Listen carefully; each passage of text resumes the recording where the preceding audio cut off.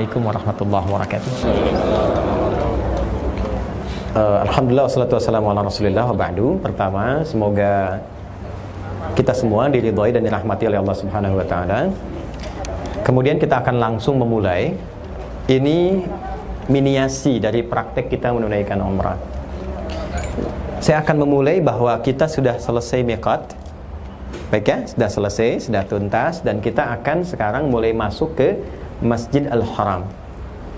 Saya posisikan pelan-pelan Bapak Ibu sekalian bahwa ini hotelnya. Saya posisikan demikian ya. Baik, kalau melihat ke posisi ini sih makam Ibrahim di sini, kita kalau mau masuk dari pintu King Abdul Aziz depan.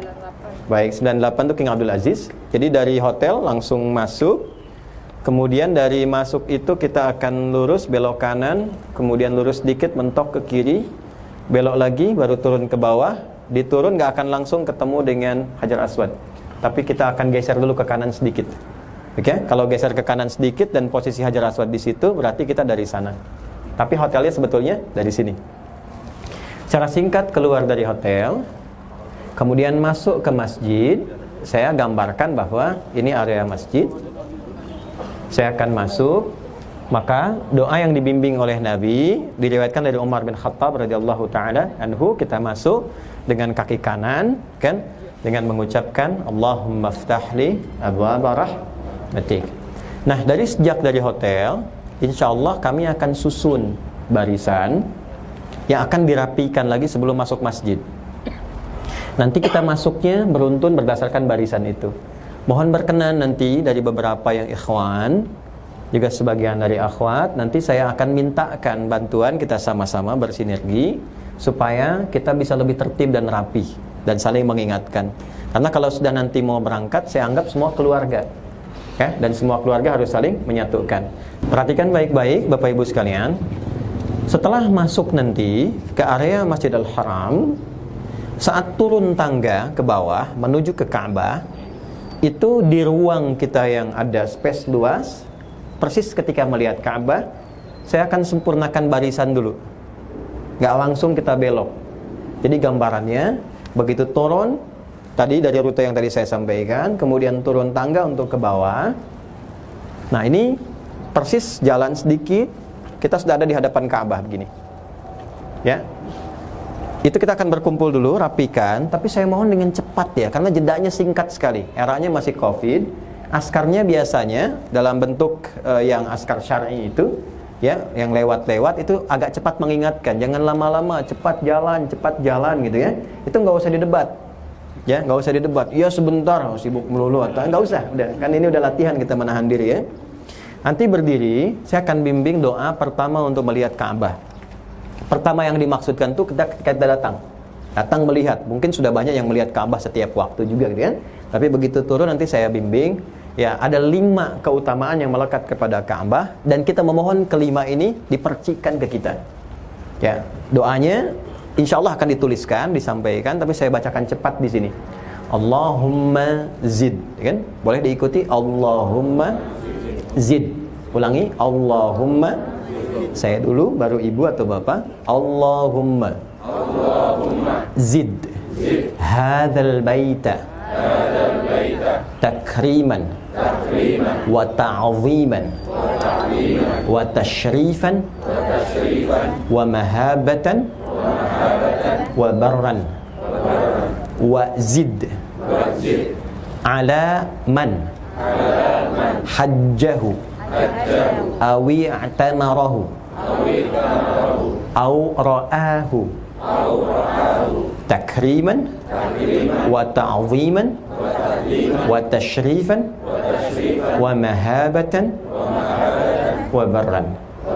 Ya, jadi itu nanti yang dibacakan. Secara singkatnya begini, ya Allah, mohon selalu tambahkan kepada rumah mulia ini kemuliaan, keagungan, kebaikan, segala yang melekat yang baik-baik, dan percikan kemuliaan yang merubah buruk menjadi baik. Dan mohon percikan dan anugerahkan semua itu, yang 5 tadi, kepada orang-orang yang berhaji, yang memulai tawaf kudumnya dari sini, atau setiap yang umrah, atau bahkan yang hanya melihat Ka'bah itu. 5 kemuliaan tadi. Jadi biasanya kalau kita sudah mulai membacakan itu, suasana hatinya sudah mulai terpaut dengan Ka'bah.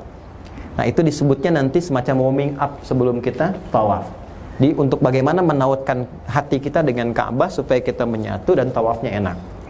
Jelas sampai sini? Oke. Setelah itu kita berjalan, bersiap-siap. Nanti doa yang tadi saya akan tuliskan. Kalaupun Bapak Ibu tidak hafal, tapi selintasan itu bisa sering dibaca supaya nanti di memorinya tuh tersimpan cepat. Jadi kalau saya bimbingkan, kita nggak terlampau lambat. Ya, ini kalau terlalu lama nanti datang askar supaya jalan, ya, diminta jalan. Oke, selesai. Kemudian kita akan mulai berjalan pelan-pelan, rapi, mendekat ke arah Hajar Aswad. Ini diposisikan begini ya. Bapak boleh geser sedikit ke sebelah sana. Ya. Ini memang dibuat sedikit agak rendah di sini, ya. Kita posisikan agak di sini, tinggi. Kita mulai di sini, Hajar Aswad. Ini miniatur aja ya, Bapak Ibu sekalian di sini. Perhatikan baik-baik.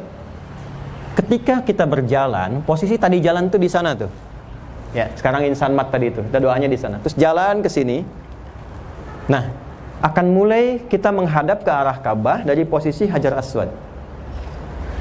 Kita mengangkat tangan, bisa kedua tangan begini, ya. Kalau mampu lakukan 2 tangan. Atau setidaknya dengan tangan yang kanan begini, menghadap ke arah Ka'bah, tepat posisi yang Hajar Aswad. Perhatikan baik-baik. Jangan sampai terjadi begini, karena akan masukkan rombongan ke belakang ya. Jadi saya akan minta merapat dulu supaya sejajar dengan garis ini. Jadi jangan sampai nanti ngangkat tangannya masih sebelah sana. Ya, pastikan sejajar begini. Jadi nanti akan membentuk barisannya semacam barisan yang ke belakang seperti ini. Ya. Ya, agak ke samping ke sana ya. Kalau saya ke sana ke belakang, ke samping ke sana. Jadi kalau nanti saya sudah angkat tangan, yang sejajar angkat tangan. Kalau nggak kelihatan ini, 2 patokannya. 1, ada askar tentara pakai baju coklat, pakai topi gelantungan di tali. Itu posisinya. Yang kedua, lihat ke arah berlawanan sana, lampu hijau. Ya, itu ada lampu tuh, pas tuh kan sejajar. Ya, lihat ke arah kanan, lampu hijau.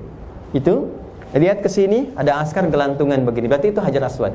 Dipastikan posisi Anda, kalaupun saya mengangkat tangan, jangan lihat tangan saya. Lihat posisi udah sejajar belum? Jelas ya? Jadi jangan sampai gini, saya angkat, belakang angkat semua gitu ya.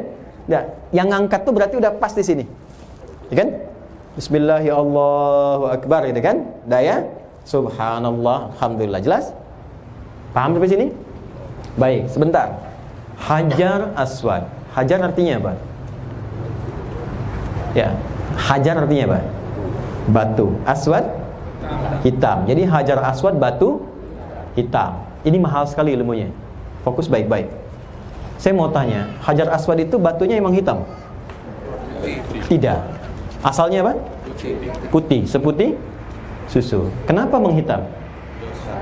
Dosa siapa? Manusia. Bapak Ibu manusia bukan? Berarti mungkin karena dosa kita kan?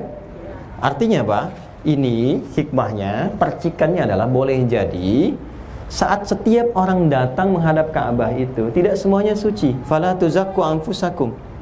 Boleh jadi kita datang membawa sesuatu yang kotor. Nah, kotoran itu yang menghambat doa kita cepat dijawab.